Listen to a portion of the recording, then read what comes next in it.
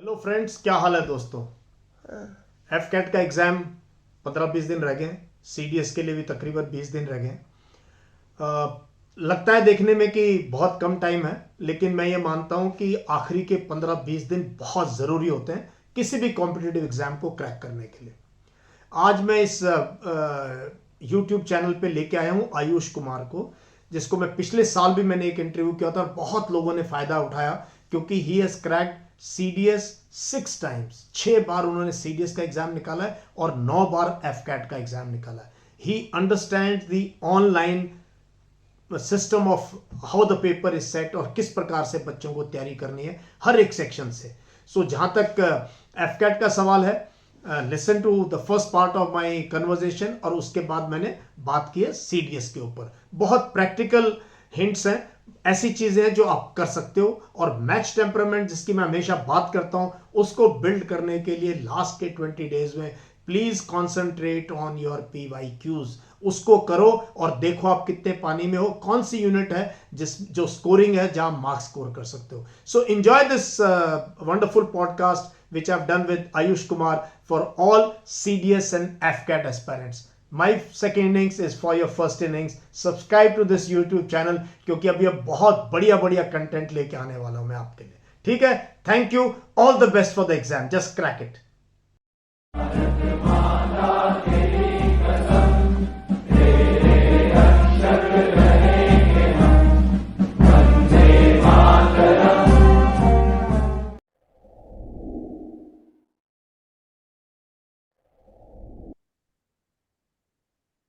Ayush, welcome once again on my show. आपको पता ही है, देश भर में बच्चे बहुत फॉलो करते हैं और हमारा इतना जबरदस्त सिलेक्शन रेट है वाईएमए का, स्पेशली कम्युनिकेशन कोर्स और बीओएसी कोर्स की। मतलब बहुत मजा आ रहा। ऑनलाइन ऑनलाइन में पूरे देश में बच्चों को हम शिक्षा दे पा रहे हैं, मेंटर कर पा रहे हैं, गाइड कर पा रहे हैं। लास्ट ईयर भी मैंने आपसे बात की थी। तो सबसे पहले तो ये बताओ आयुष, ऐसा क्या है कि आपने कितनी बार सीडीएस क्रैक किया और एफकैट क्रैक किया?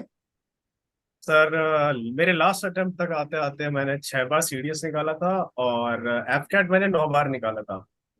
और सर, लास्ट हम्म। टाइम जब हमारी कन्वर्सेशन हुई थी सीडीएस की, उसके बाद में I met thousands of aspirants और हम्म। इतने डीएम्स आते हैं, मतलब आपके खुद के वीडियो के नीचे सर इतने मैसेज लोग ड्रॉप करके जाते हैं। The session was fantastic, it gave them clarity hmm. which fulfilled the motive of that session, sir. या एब्सोल्युटली। और ये सेशन भी हम इसलिए कर रहे हैं कि अभी भी बच्चे अंधकार में हैं आयुष। अभी भी बच्चे कोचिंग ले रहे हैं, पढ़ नहीं रहे हैं, छोड़ रखा है, ना कॉलेज अटेंड कर रहे हैं, बट हबड़ा दबड़ी में कुछ समझ नहीं आ रहा उनको। कोई प्रॉपर कोई कोई यूट्यूब ये देख लेते हैं, वहां क्लास अटेंड कर लेते हैं। So that's why I thought I must speak to a young man like you Ayush Kumar. 6 बार सीडीएस क्रैक किया, 9 बार एफकैट। आज आपसे मैं बात करना चाहूंगा कि 20 डेज स्ट्रैटेजी क्या?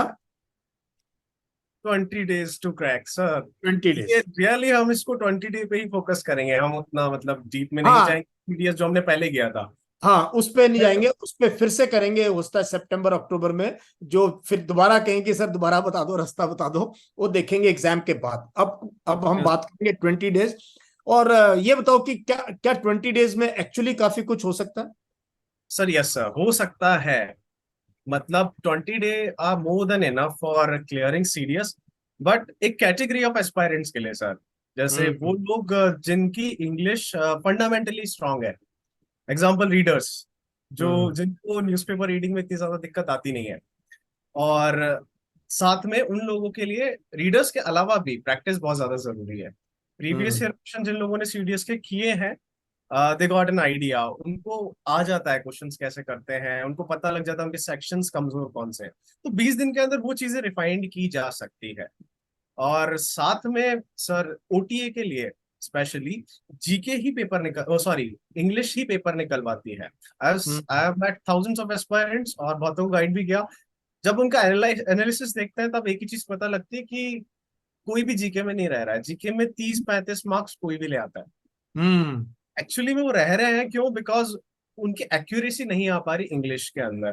तो 20 दिन जो लास्ट के हैं उसके अंदर लोगों को ना यही करना चाहिए।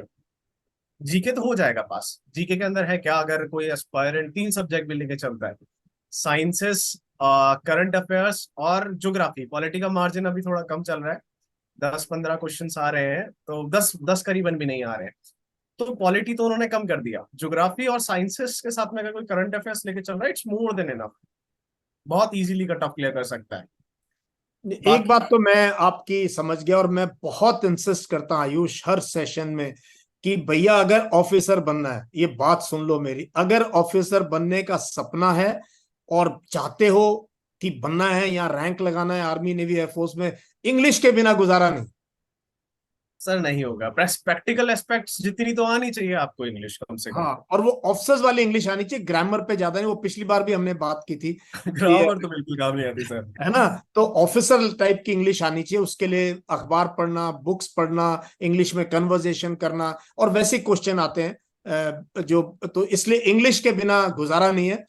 तो प्लीज प्लीज मैं कह रहा हूं आपसे कि concentrate on English and then see where it can take you. चलो, तो आयुष, सबसे पहले हम एफकेट की बात करेंगे। जस्ट मोटे तौर पे बताओ, ये एग्जाम 25 से 27 तारीख है, कैसे होता है ये exam? Sir AFCAT is conducted by air force for officers. Then इसके अंदर क्या होता है, जस्ट लाइक सीडीएस के अंदर तो तीनों के लिए होता है, ये एफकैट सिर्फ एयरफोर्स के लिए होता है। हाँ, इसके अंदर 100 क्वेश्चंस आते हैं हमारे पास में, नहीं और ये ऑनलाइन, मैं होता है पूछा कंप्यूटर ऑनलाइन पे। होता है, हाँ ये बताओ।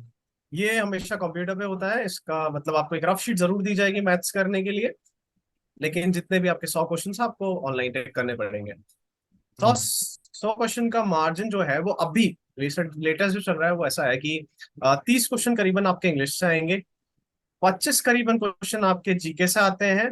दैट रीजनिंग का मार्जिन थोड़ा कम कर दिया है, मतलब आप रीजनिंग और मैथ्स के मिला के 50 क्वेश्चन मान सकते हो, और इंग्लिश और जीके मिला करके आप तो मान 100, सकते हो तो समरी 25 ये है कि 100 नंबर का पेपर है, क्वेश्चन आएंगे। ऑनलाइन होता है, एयरफोर्स कंडक्ट करती है, जिसमें English, GK, reasoning and maths. I would like to correct one thing, ये 100 का नहीं, 300 का नंबर का पेपर होगा, हाँ, 300 का है। और 100 मतलब जो है इसमें क्वेश्चंस आते हैं। अच्छा, 100 क्वेश्चन आते हैं, 300 नंबर का, ओके, डन डन डन। तो इसमें क्या है, ऑब्जेक्टिव टाइप है पूरा? हाँ सर, ये पूरा जो है ऑब्जेक्टिव टाइप पेपर है, और इसका मतलब जो कट ऑफ जाता है वो 155-56 जाता है, लेकिन आपको कट ऑफ के पीछे नहीं दौड़ना है, कट ऑफ बहुत नीचे है। ओके। तो 300 कट में ऑफ से जो है, 300 में से कितने लाने चाहिए आपको? सर अगर आपको फाइनल मेरिट लिस्ट में अपना नाम चाहिए, like many of my friends made into the final merit list, तो उनका जो स्कोर था सर वो 170 प्लस था, बट आई विल रिकमेंड कि अगर आपको कंफर्म सिलेक्शन चाहिए after SSB, target for 180 plus. 180 plus 300 में से आपके आने चाहिए। इसमें नेगेटिव मार्किंग है? यस सर, 1 मार्क्स नेगेटिव है, मतलब अगर आपने गलत किया, और 3 marks for positive response. Okay, so risk ले सकते हो कहीं ना कहीं जहां थोड़ा डाउट है। सर रिस्क लेना इसके अंदर थोड़ा सा उल्टा पड़ जाता है, जैसे जैसा मैंने अच्छा, देखा है, रिस्क आपको इसमें जीके में कभी नहीं लेना चाहिए, ओके। बिकॉज रिस्क भी वहां लो जहां पे आपने कभी कुछ पढ़ा है। हाँ, नेचुरली, मतलब यार मैं ये कह रहा हूं, जहां आपको चार में से लगता है दो में से तो हो सकते पढ़ा है, हैं। तभी तो आप पाओगे, नहीं तो चारों ही। हाँ। एक ऐसी चीज आई है जो रैंडम है एकदम, उसके अंदर आप सिर्फ भगवान का नाम लेके टिक कर रहे हो, that will not work. That will not work. So वो मैं बिल्कुल नहीं एडवोकेट करूंगा। मैं कैलकुलेटेड रिस्क एडवोकेट करता हूं, जहां कुछ तो पढ़ा हुआ है, कुछ आपको आइडिया है, कहीं सुना हुआ है, कहीं ना कहीं घंटी बज रही है, तो आप कर सकते हो। तो इसका बताओ अभी 20 डेज में English, GK, reasoning and maths, what should we do? Yes sir, तो मेरा हमेशा से मतलब जो स्कोर रहा है मेरे 9 के 9 अटेम्प्ट्स में, मेरा 190 प्लस का स्कोर रहा था। तो 190 plus? Yes sir, I always had, और मेरे स्टूडेंट्स का तो 225 प्लस भी गया है। तो ओके। मतलब it is an impeccable score to say. तो मेरी अप्रोच स्टार्टिंग में क्या रहती थी, और अभी लास्ट के अटेम्प्ट्स तक क्या रहती थी, और अभी जो मैं कहता हूँ, बहुत सिंपल है। अगर आपको एपकैट क्लियर करना है तो एक चीज को दिमाग से निकाल दीजिए जो सीडीएस में बहुत इंपॉर्टेंट है, GK. Hmm. Okay, you can not prepare for AFCAT GK, it's a random thing, कुछ भी पूछ लेता है सर। पहला ओलंपिक मेडल किसको मिला था, एकदम रैंडम आएगा। ओके, या फिर पहला लोकसभा का स्पीकर कौन था। ओ भाई गॉड, ओके, हाँ। या पहला एशियन गेम्स इंडिया से किसने जीता। Now there is list goes on and on, आप सही कितना बात। प्रिपेयर कर लोगे। हम्म। ठीक है, तो ये कुछ रैंडम क्वेश्चंस आते हैं, कुछ क्वेश्चंस जो है वो करंट अफेयर्स के। जैसे मैं तो ये कहता हूँ करंट अफेयर्स भी मत पढ़ो इसके लिए, एफकैट के लिए। जीके हम्म। का सेक्शन टैकल करने की मेरी स्ट्रेटेजी ये रहती थी, जैसे जो सीडीएस के लिए प्रिपेयर कर रहे हैं, वो लोग जनरली पॉलिटी साइंसेस तो इतनी ज्यादा आती नहीं है, पॉलिटी हिस्ट्री सब पढ़ लेते हैं नॉर्मली एनसीईआरटीज को। तो दो तीन क्वेश्चन वहां से हो जाते हैं। उससे ज्यादा जीके में स्कोर मार्क्स निकालने के पीछे भागना is a waste of time sir. मतलब यही दिक्कत है। लोग ना लास्ट में इन 20 दिनों में क्या करेंगे, अभी यूट्यूब पे लोग चालू हो जाते हैं कि दिस 100% सक्सेस, मतलब you will get 100% question from our video, ये वो। एक बड़ी हम्म। प्लेलिस्ट होगी और लोग एक एक करके उससे चलाना शुरू कर देंगे कि हाँ इसमें से दो तीन क्वेश्चन आ जाए, मेरे जीके के कुछ भी नहीं आता। Okay, history has proven itself. तो इसमें ना जीके के पीछे नहीं भागना, इसमें वेरी भागना है आपको मैथ्स के पीछे। Maths sir is a scoring section in this paper. 20 करीबन मार्क्स का तो सिर्फ आप, सॉरी 20 क्वेश्चन तो आपके सिर्फ मैथ्स मैथ्स के आ रहे हैं, which contribute to 60 marks. Okay, तो कट ऑफ के हिसाब से जाए तो अराउंड 40% तो आपका सिर्फ मैथ्स कंट्रीब्यूट कर रही है। तो और मेरे जो मैथ्स किस लेवल का आता है इसमें आयुष? सर ये 10th लेवल का मैथ्स आता है, और मैथ्स के अंदर 10th लेवल भी पूरा नहीं आता। अगर हम बात हम्म। करें 10 टॉपिक या 12 टॉपिक टोटल आते हैं इसमें। This hmm. Time and work, speed and time, arithmetics two से, time and hmm. Work, speed and time, और क्वेश्चंस हो गए प्रॉफिट लॉस के, परसेंटेजेस के। तो ये क्वेश्चंस आते हैं सर इसके अंदर, जो इतने मुश्किल नहीं है। अगर आप एक लिस्ट बना के देखोगे यू विल रियलाइज कि ये टोटल मिला के 12 टॉपिक्स है। और अच्छा। हाँ, और 20 दिन है, अगर आप एक दिन रोज का टॉपिक भी करोगे ना सर एक, तो भी आपको धीरे धीरे बिल्डअप होगा। बस इसमें एक चीज है सर, प्रैक्टिस लगती है। सीडीएस मतलब जो कॉन्सेप्ट्स आपने निकाल लिए हैं उसकी इनिशियल प्रैक्टिस लगती है, और एक बार प्रिपरेशन लगती है। मतलब जब मैं देता था, शायद एक बार स्टार्टिंग में प्रिपरेशन की होगी, उसके बाद तो मैं सर मुंह उठा के जाता था पेपर देने। हम्म। आज तक उसके बाद तो ऐसा था, मतलब बस जाएंगे और हमें पता था कि पेपर क्लियर होने वाला है, कोई रोक नहीं सकता। वो कॉन्फिडेंस कैसे आता है? वो आता है मैथ्स की प्रैक्टिस से, क्योंकि आपको पता है मैथ्स आप लूज नहीं करोगे। प्लस आप प्रैक्टिस कर लो रीजनिंग की। रीजनिंग जो है वही आती है जो एसएसबी के अंदर आती है सर, जो इंटेलिजेंस टेस्ट लिया जाता है। तो ओ यार। बेस ओ आई आर हम्म। वाला वही बेसिक्स पूछा जाता है वहां पे। तो आप उसकी प्रैक्टिस कर लीजिए। और एक चीज और है रीजनिंग के साथ में, इनके क्वेश्चन सर चेंज भी नहीं होते। अच्छा। इनके क्वेश्चन चेंज नहीं होते, हम्म। रिपीटेड क्वेश्चंस आ रहे हैं। इसीलिए तो सर ये जो एपकैट का पेपर है इसके सैंपल पेपर अपलोड नहीं किए जाते। मतलब अच्छा। कैडेक जो है वो अपलोड नहीं करता इसके पेपर, बिकॉज वो वापस से वही क्वेश्चन देने वाले। अगर लोग वही क्वेश्चन बार बार प्रैक्टिस कर लेंगे तो कैडेक के लिए ही बुरा होगा। तो सब रीजनिंग में मार्क्स ले आएंगे। तो तो मेरा मैथ्स क्या पे था, कंसंट्रेट करो, रीजनिंग पे करो। रीजनिंग पे। और इंग्लिश के लिए क्या करो? इंग्लिश किस लेवल की आती है? इंग्लिश इंग्लिश तो सर फंडामेंटल है सर। मतलब इसके अंदर ना वही चीजें आ रही है जो इंग्लिश के अंदर आ रही थी सीडीएस में। हम्म। वोकेबुलरीज, हमारा antonyms synonyms, this hmm. Idioms and phrases, arrangement आ जाता है सेंटेंसेस का। तो ये वही बेसिक्स है जो आपको सीडीएस के लिए चाहिए। जिसका सीडीएस में अच्छा नहीं है उसका इसलिए नहीं है बिकॉज वो रीड नहीं कर रहा, और तो हम्म। सिमिलर चीज उसको यहाँ पे परेशान करेगी। हम्म। क्योंकि आप यहाँ पे भी प्रिपेयर नहीं कर सकते इन चीजों को। फंडामेंटल चीजें प्रैक्टिस से ठीक नहीं होगी, वो बहुत लॉन्ग टाइम रीडिंग हैबिट्स लेगी। पहले आपके पास टूल्स तो होने चाहिए ना, फिर मूर्ति बनाने निकलोगे। हम्म। हम्म। अगर टूल्स ही नहीं है तो फिर आप सिर्फ अपनी अंगुलियां स्क्रैच करते रह जाओगे मार्बल पे, उसमें कुछ भी नहीं होने वाला।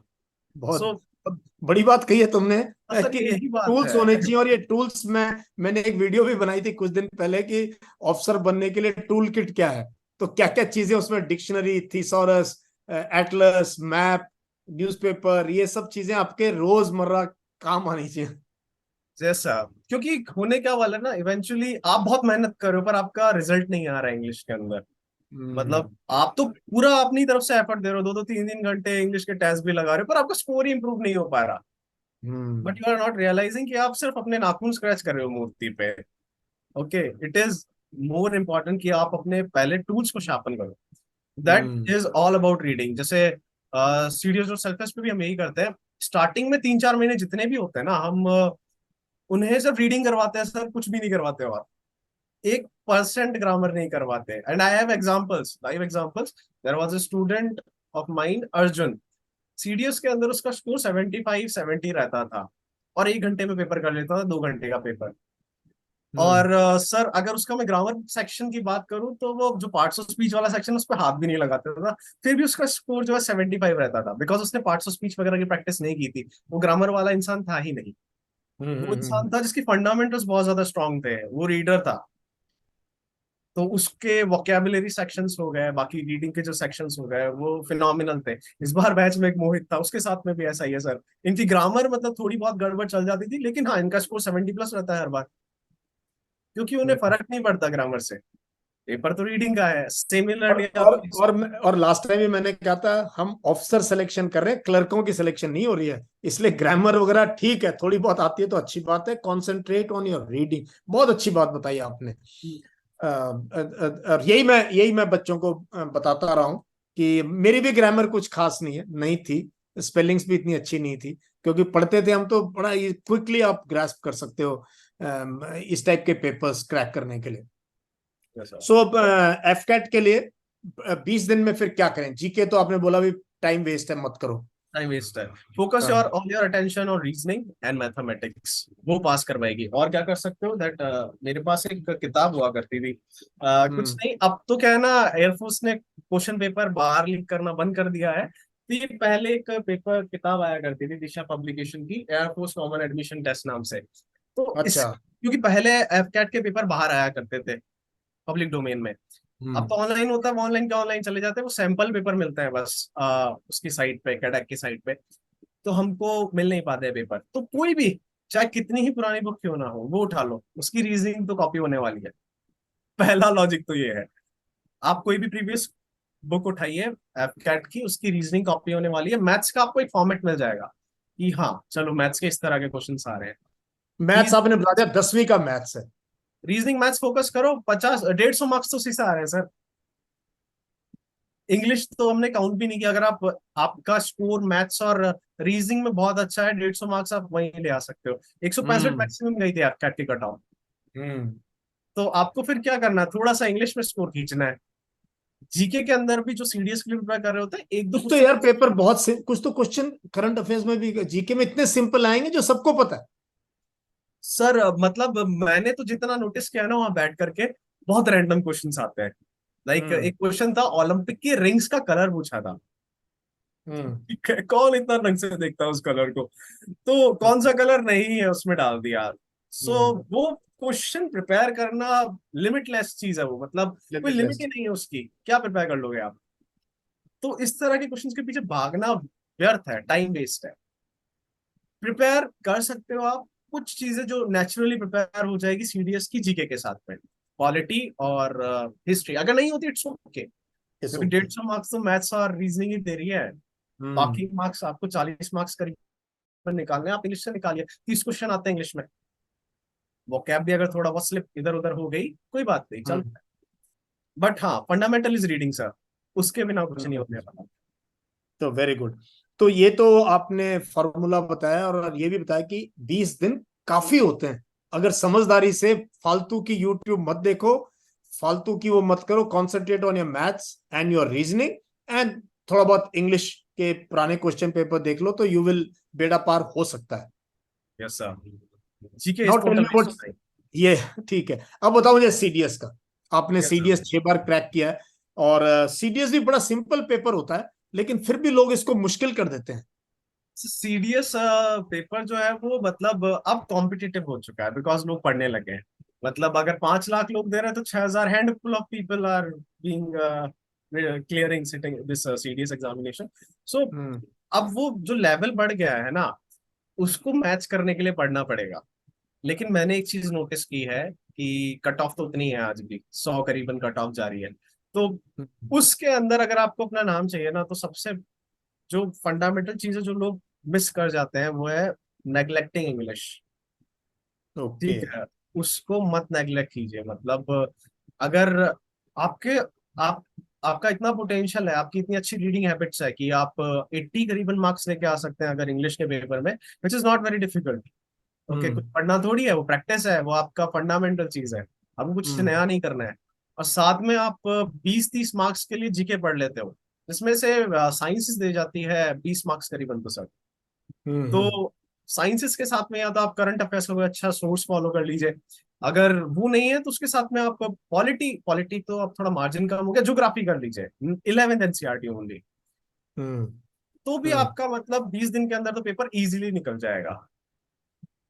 तो फोकस मस्ट बी ऑन वो इम्प्रूवमेंट के लिए, मतलब इंग्लिश के अंदर इम्प्रूवमेंट के अंदर।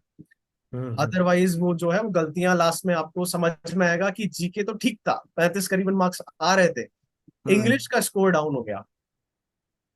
खासकर सर इंग्लिश मीडियम से जो लोग होते हैं उनको ये रियलाइजेशन बहुत बुरा हिट करता है, क्योंकि वो बहुत हाँ। ओवर कॉन्फिडेंस में जाते हैं कि हाँ इंग्लिश का पेपर तो हो ही जाएगा। तो फिर बाद में रियलाइजेशन आता है okay it was not that easy, क्योंकि वो रीडिंग हैबिट्स मांग रहा था। मैंने एनालिसिस किए हैं सीडीएस के पेपर में, जो पैसेजेस भी आते हैं ना सर, वो द हिंदू से उठा करके ऐसे कैसे कॉपी पेस्ट किए जाते हैं। देखिए सर। तो अगर आपको द हिंदू रीड करना नहीं आता ना, you will find difficulty in reading that. और मैं आयुष कह कह के ना, मैंने जितना मैंने रब की है ना ये चीज, कम्युनिकेशन स्किल्स, और इसीलिए मैं रोज the Hindu, Indian Express, Times of India रोज लाइव एनालिसिस करता हूँ यार। अखबार पढ़ना शुरू कर दो, अखबार अगर अफसर बनना है तो। So it's sir it so is very important. Important. Sir it और इज जो वेरी इनका वो पोर्शन आता है ना हिंदू का, know your English and word of the day, और इधर एक क्विज आता है, एक क्विज आता है, मतलब खजाना दे रहा है ये अखबार आपको। और इंडियन सर एक्सप्रेस का एक्सप्लेन, ये वोकैब का तो दो शॉर्ट शॉर्ट है। हैं। वोकैब का तो शॉर्ट शॉर्ट मतलब आंसर वही है। इतनी रैंडम वही। चीज है vocabulary, but it is not that random अगर आप सोचोगे तो। लाइक हाँ, it's in not. CDS, when I used to give paper, 20 में से 19 क्वेश्चन में वोकैब के निकाल आता था। मैंने कोई किताब नहीं पढ़ी आज तक। जैसे कुछ लोग बोलते हैं, सजेस्ट करते हैं वर्ड पावर मेड इजी, कुछ लोग हम्म। यूट्यूब पे सेशंस भी चलाते हैं, मतलब रोज के 15 वर्ड्स याद करवाने की कोशिश कर रहे हैं, which is not possible because practice नहीं हो पाती है। ओके, मेन गेम इज उसका रिटेंशन कैसे करोगे इतने वर्ड्स का, कोई आपको बता तो रहा है। रिटेंशन होता है रिपीटेशन से। रिपीटिशन। रिपीटेशन आता है when you read daily. Word repeat हो रहा है, एक बार आपको नहीं आएगा, 2 बार आपको नहीं आएगा, 3 बार नहीं आएगा, चौथी बार तो आएगा। लेकिन वो हम्म। चौथी बार जब आएगा फिर वो आपके दिमाग से नहीं जाएगा। तो यही कॉन्सेप्ट है इसका, मतलब न्यूज़पेपर रीडिंग का, कि एक वोकेबलरी इज नॉट, मतलब फाइनाइट तो नहीं है, there is so much to learn in vocabularies. But एक चीज कंफर्म है, जब पेपर आएगा वो द हिंदू से आएगा, तो focus on the Hindu vocabularies, वो इंपॉर्टेंट है। बहुत बढ़िया आपने सजेशन दिया है, and this resonates so well with what I have been telling. तो फिर इंग्लिश तो ठीक है, what about maths for CDS? और खास तौर पे उनके लिए बताओ यार, जो मेरे जैसे जो मैथमेटिकली चैलेंज रहे हैं, जिन्होंने 10वीं के बाद मैथ्स को टच नहीं किया है, वो कैसे इसको इस दरिया को पार कर सकते हैं? सर पहले मैं बता दूं बेड़ा गर्क किसका होता है मैथ्स में, हम्म। ताकि क्या नहीं करना है वो पता लग जाए। हाँ। देखो मैथ्स में सर एक बहुत खतरनाक रियलाइजेशन आपको तब होता है जब आप पेपर में बैठते हो कि आपने जो पढ़ा था और हम्म। जो पेपर में है वो टोटली डिफरेंट है। हम्म। मतलब आपने ट्रिग्नोमेट्री चाहे पूरी कंप्लीट भी कर रखी होगी, you must have known every formula of trigonometry, but आपको ट्रिग्नोमेट्री आएगी नहीं पेपर में उतने हम्म। से टाइम में। तो वो रियलाइजेशन हिट करने का सिंपल सा रीजन ये है कि लोग ना सर सिर्फ थ्योरेटिकल नॉलेज गेन करते रह जाते हैं मैथ्स में, कभी प्रीवियस ईयर क्वेश्चन उठा करके उन्होंने प्रैक्टिस नहीं की। और I can guarantee you sir एक पैटर्न है उसके अंदर, हम्म। मतलब जो क्वेश्चंस आते हैं हमारे दस, ट्रिग्नोमेट्री, अर्थमेटिक्स, सब बहुत इजी क्वेश्चंस है, और सब वही आ रहा है जो पहले आ रहा था डेटा चेंज करके। हम्म। ओके, तो जब आपने पहले वाले ही नहीं किए, आप जो है एनसीईआरटी से भी कर रहे थे, तो भी आपका बेड़ा गर्क होने वाला है, बिकॉज हम्म। आपने रियल बैटलफील्ड नहीं देखी है वो क्या पूछ रहा है। हम्म। तो जैसे अभी लास्ट के 20 20 दिन में क्या करना चाहिए, अभी से भी स्टार्ट करोगे तो प्रीवियस ईयर क्वेश्चन करना शुरू करो अपने फिजिबिलिटी पे। जैसे कुछ लोग होंगे वो 40 40 क्वेश्चन भी कर लेंगे उस पे, हम्म। कुछ लोगों से शायद 20 भी मुश्किल है। लेकिन सर एक चीज होती है लिमिट, कि आप कितना कर सकते हो, आपको आता चाहे पूरा होगा। सीडीएस के पेपर में जो मार्क्स आते हैं वो 50 से 60 के बीच में आते हैं एक अच्छे कैंडिडेट के। तो सारे सेक्शन करने की भी जरूरत नहीं है आपको मैथ्स में। आप कुछ सेक्शन कीजिए जो आपकी स्ट्रेंथ है, जो आपको 50 60 मार्क्स तक ले जा सके। In exam you will realise कि आपने स्टार्ट किया ना तो 50-60 तक ही आपका टाइम ओवर हो गया। Time is the limit. Okay. तो आपकी नॉलेज लिमिट नहीं है, वहां पे टाइम इज अ लिमिट। तो आप अपने सेक्शंस को इतना इंप्रूव कर लीजिए कि 50 से 60 के बीच में अगर आप स्कोर लेके आ रहे हो, इट्स अ गुड स्कोर। और उसके लिए करना क्या है, रोज के हिसाब से 20 क्वेश्चन, प्रीवियस ईयर क्वेश्चन निकालते रहो जो सेक्शंस आपने किए हैं, ताकि आपको कुछ एकदम से अजीब नहीं लगेगा पेपर के अंदर कि ये क्या पूछ लिया। प्रैक्टिस हो जाएगी अच्छी खासी। So that is sir very important thing maths के अंदर। तो पीवाई क्यूज करो, और मतलब बहुत प्रैक्टिस करो पीवाई क्यूज से लेके हर यूनिट की जो भी आपने, that will take you through. और पैटर्न तकरीबन वही है, यूनिट थोड़ा बहुत डेटा चेंज कर देते हैं, तो यस वो सर। चाहिए। और एक चीज और है, मैच टेम्परामेंट। आपने बैटलफील्ड वर्ड यूज किया, मुझे बहुत अच्छा लगा। मैं बैटलफील्ड में रहा हूं, लेकिन मैं मैच टेम्परामेंट यूज करता हूँ वर्ड, कि यार जो, देखो, अच्छा खिलाड़ी वो होता है जो मैच में परफॉर्म करे, ना कि प्रैक्टिस में। तो मैच टेम्परामेंट कैसे बिल्ड करना है, कि एग्जाम वाले दिन कोई टेंशन नहीं है जी, बंदा तो बस, तुमने इतनी बार क्रैक किया, तुम अपना फॉर्मूला बताओ कि how sir do match prepare mentally, mentally अपने आप को कैसे प्रिपेयर करो। सर मैच टेम्परामेंट का एक एग्जांपल देता हूँ। चाहे आप यहाँ पे कुछ भी कर रहे हो, मतलब अभी आपने कितना भी पढ़ा हो, इट डजंट मीन कि आप सीडीएस क्लियर कर लोगे। आई हैव वन स्टूडेंट, नाम नहीं लूंगा उसका, like he is a top class performer. Practice के अंदर 80 आउट ऑफ 80, मतलब 100 में से 80 स्कोर आ रहा है उसका इन इंग्लिश। और हम्म। बट सर वो जब पेपर में बैठा, पिछली बार हम्म। उसके साथ क्या हुआ, जब वो पेपर में बैठा तो उसने किया सारा, हम्म। लेकिन बैटल फील्ड का मतलब वहां पर ही रियलाइज कि उसके पास भरने का ही टाइम नहीं बचा है कॉपी। तो एक ऐसा इंसान जिसको पहली बार में क्लियर कर जाना चाहिए था, वो 3 अटेम्प्ट से दिए जा रहा है, और मैच के अंदर लास्ट में कुछ ना कुछ ऐसा गड़बड़ हो जाता है कि वो मतलब जितना वो परफॉर्म किया उसने उसको ओएमआर में नहीं भरा। So it's a totally hmm. Different ball game. मतलब आप जो प्रैक्टिकली आप चाहे कितनी स्ट्रांग क्यों ना हो, अगर वहां परफॉर्म नहीं करोगे तो कोई फायदा बेड़ा गर्क होने वाला है। इट नहीं। Will not show. तो वो ना काउंट होगा ना शो होगा, तो आप अच्छे होते हुए भी रह जाओगे। तो ये सिर्फ वो हम्म। नहीं है, ऐसे एग्जांपल्स मैंने काफी देखे हैं। तो आपको पेपर करते टाइम एक चीज का ध्यान रखना चाहिए सीडीएस के अंदर स्पेशली, कि दो सेक्शन जो कि है, एक पीक्यूआरएस लॉन्ग और एक है आपका कॉम्प्रिहेंशन। इन सेक्शन को एक बार के लिए रिजर्व करके रखना चाहिए लास्ट के लिए। क्योंकि पहले आप क्या करोगे, बाकी सेक्शंस को निपटा दीजिए, वो लेंथी भी नहीं है, वो हम्म। प्रैक्टिस भी सेशन है, जल्दी हो जाएंगे। स्टार्टिंग के 1 घंटे के अंदर वो अगर आपने कंप्लीट करके भर दिए कॉपी में एक बार के लिए, then you have hmm. Enough time. 30 40 40 50 minute मिल जाते हैं, ताकि आप लॉन्ग पीक्यूआरएस, क्योंकि उसमें टाइम तो लगेगा चाहे आपकी रीडिंग कितनी भी अच्छी क्यों ना हो, तो लॉन्ग हम्म। पीक्यूआरएस और कॉम्प्रिहेंशन में आप वहां पे टाइम दे सकते हो। कुछ छूटता भी है तो एक ऐसा सेक्शन छूट रहा है जो सबके लिए मुश्किल है।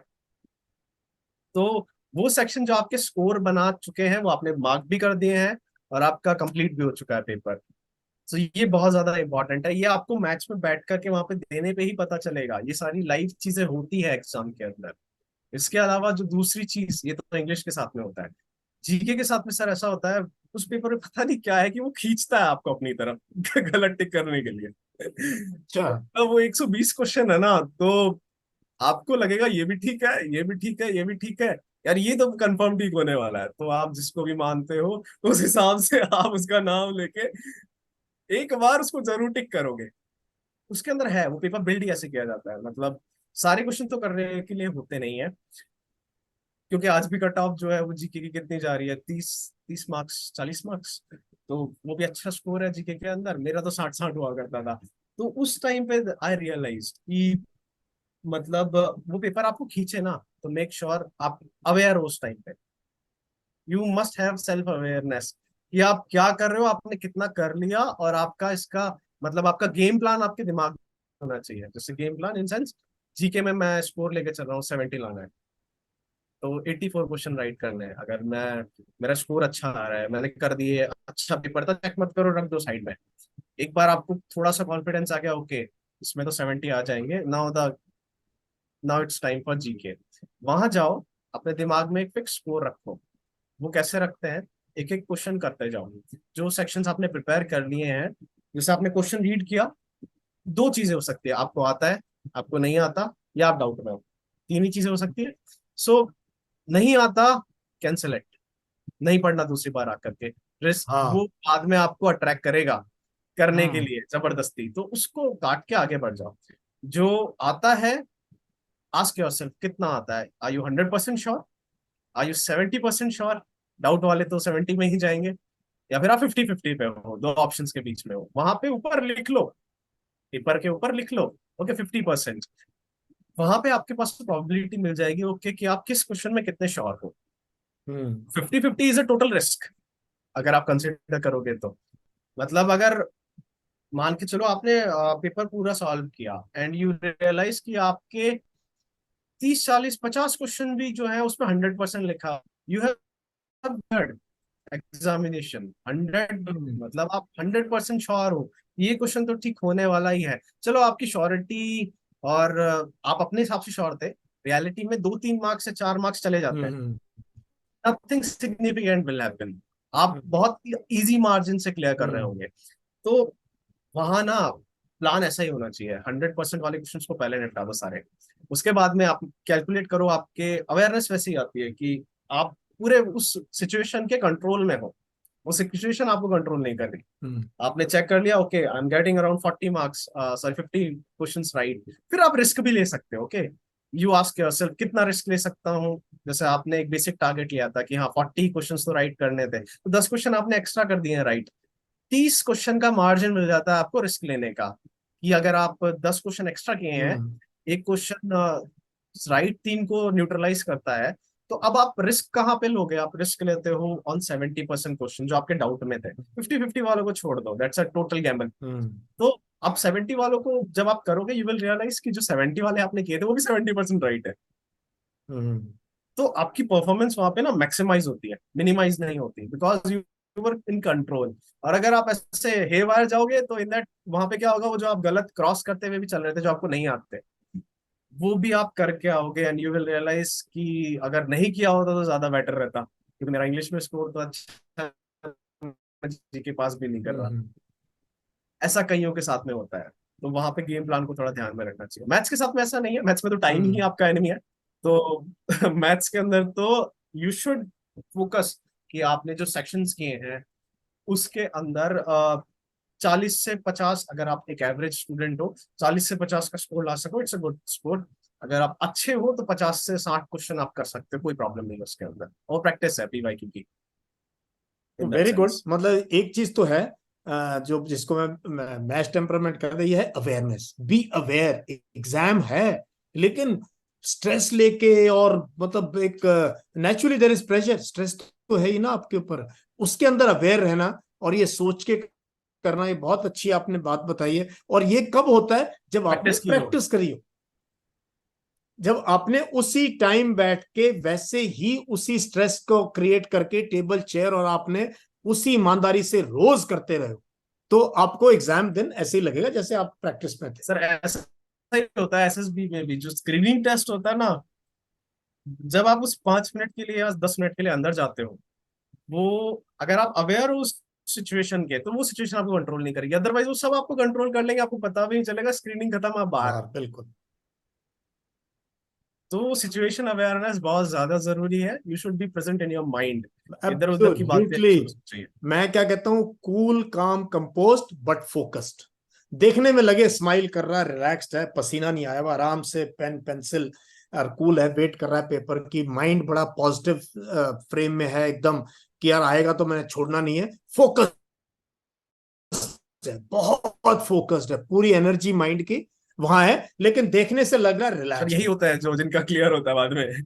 यही तो सारी रिक्वायरमेंट्स है मैच टेम्परामेंट, क्योंकि practice is a different thing, जब हम्म वहां आप उतर रहे हो तब आपको पता चलेगा, क्योंकि ये चीज भी हम्म होती है, ये चीज भी होती है, और हम्म छोटी छोटी चीजें हम्म। लेके डूब जाती है लास्ट में। छोटी छोटी चीजें, बिल्कुल कॉम्पिटेटिव एग्जाम है तो वन आउट क्वेश्चन या 10-12 मिनट आप गुम होगी बत्ती, आपकी कुछ समझ नहीं आ रहा, आपको डेस्परेट हो गए, पसीना, तो पेपर देख के हाथ पैर फूल जाते हैं लोगों के, इधर उधर देखना शुरू करते हैं, पहले दो क्वेश्चन नहीं आते तो सोचते हैं उसका आगे बड़ा आसान हो रास्ता।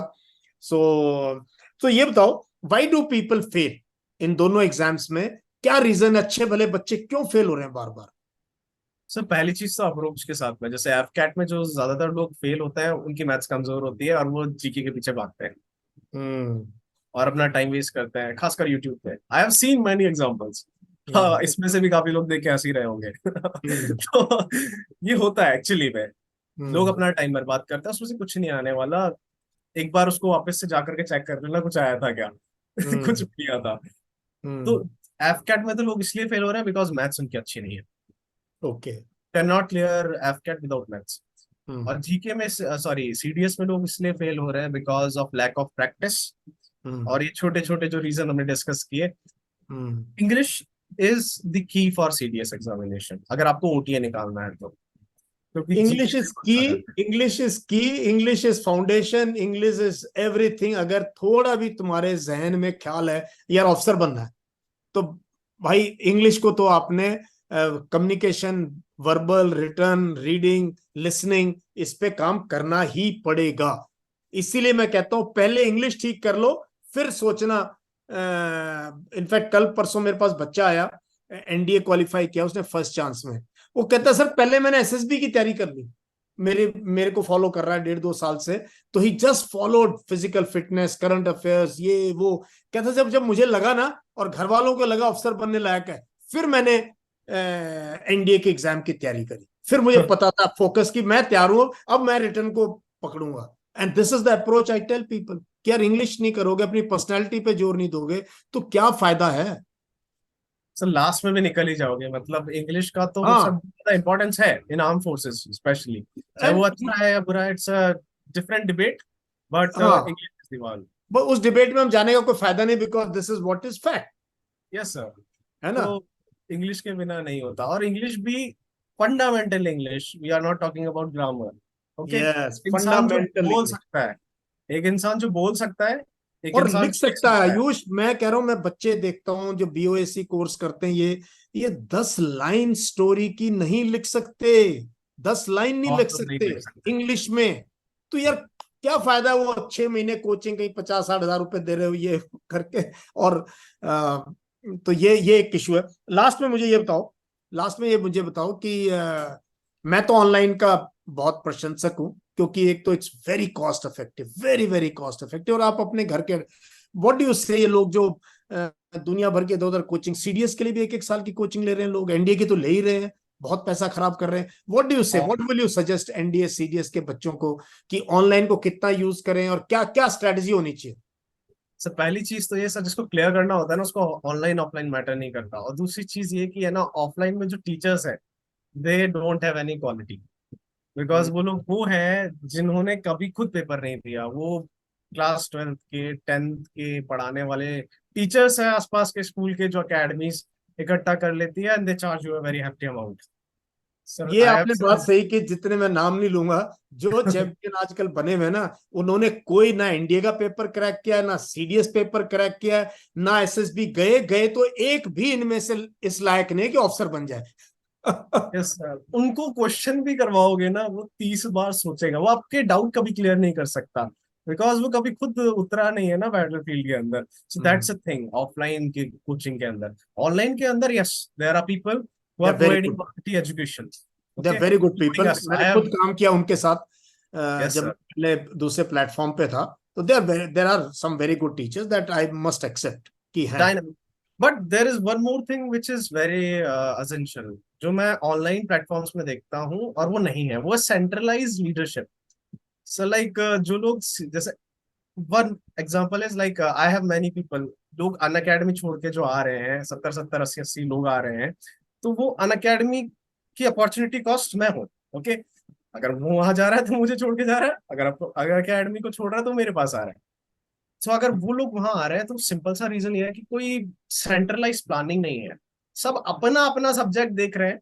हाँ। मतलब ये साइंसेस है, ये ऐसा कर लो। अब उसको 3 घंटे रोज साइंसेस में आपको फंसा रहा है, दूसरा हम्म आपको 3 घंटे पॉलिटी में फंसा रहा है, 4 घंटे इसमें फंसा रहा है। सब अपना अपना डिसीजन ले रहे हैं, पूरा रैंडम केओस हो जाता है। लास्ट में लोगों के पास सिर्फ कॉपियां बचती है मोटी मोटी पढ़ने के लिए, और कुछ नहीं बचता। हम्म तो ये जो है ना, ये बहुत ज्यादा इंपॉर्टेंट है। ये कब सॉल्व हो सकता है? जब लीडरशिप जो हो सेंट्रलाइज्ड हो, जो डिसीजन सबको कोऑर्डिनेट करके ले रहा हो, सारे सब्जेक्ट्स को कोऑर्डिनेट करके ले रहा हो, क्या अच्छा है क्या बुरा है। For example, I always recommend to skip history. Reason, अब there is a teacher for history, और वो क्या हम्म कहेगा, बिकॉज उसकी नौकरी है, वो तो नहीं कहेगा हिस्ट्री छोड़ दो। बट आप इट इज कह सकते हो क्योंकि आपने ये टेस्ट पास किया हुआ है। Yes sir, I was there ना, मुझे पता है कितना। I remember each line from 6 to 12 NCERT history. Okay, कम से कम सर 20 बार की हुई है मेरी। एम लक्ष्मीकांत की हुई है 40 बार। तो आई remember each and every line of these books, और सारे सब्जेक्ट, एक नहीं।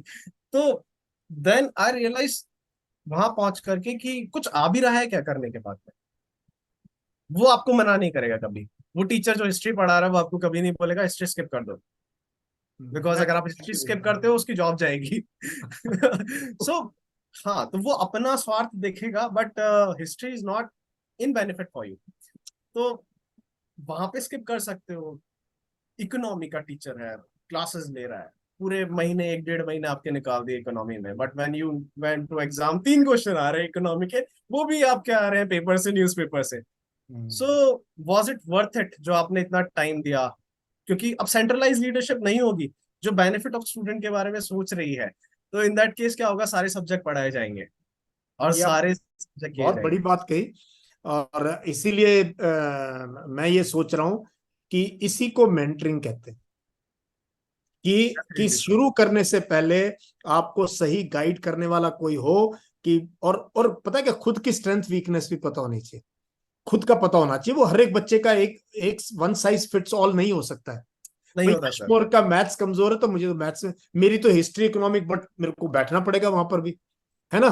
तो ये भी देखना पड़ेगा। स्टूडेंट्स का पहले असेसमेंट कर लेना चाहिए भाई कितना आप पानी में हो, और किस सब्जेक्ट की आपको कितनी जरूरत है, खुद को भी पता होना चाहिए। एंड अकॉर्डिंगली आप, एक ये कंपटीशन है, and you plan and execute it. Competition भी हम खुद ही हैं, खुद ही है, खुद के साथ ही है। यू आर बिकॉज कोई कॉम्पिटिंग सामने विद तो नहीं है, योरसेल्फ। कट ऑफ है।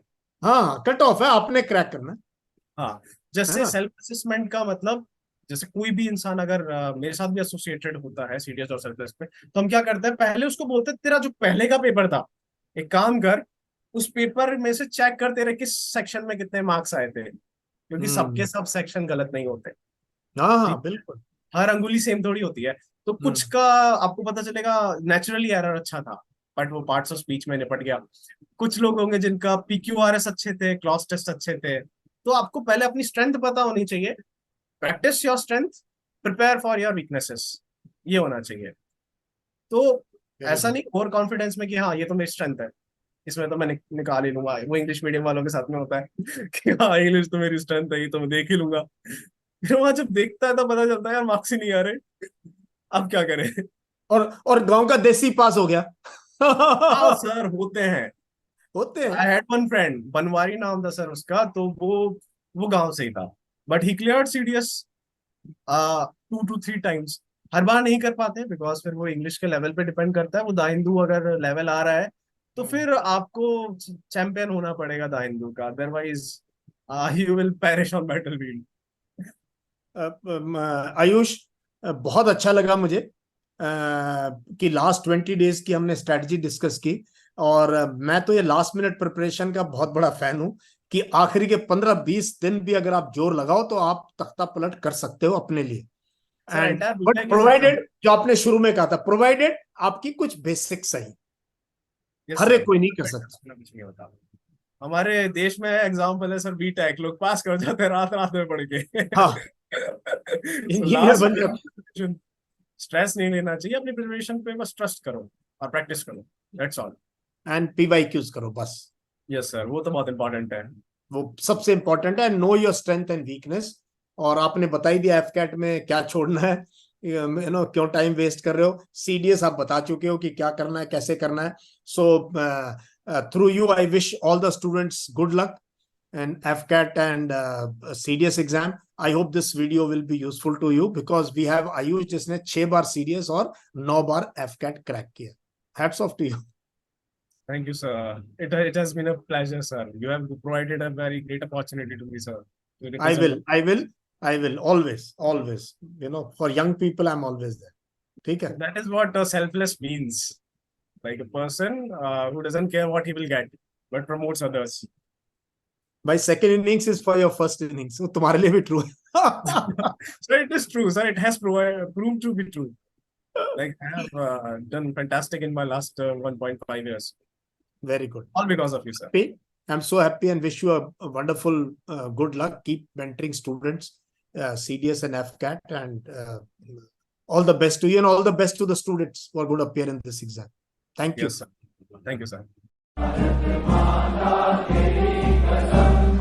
तेरे अक्षर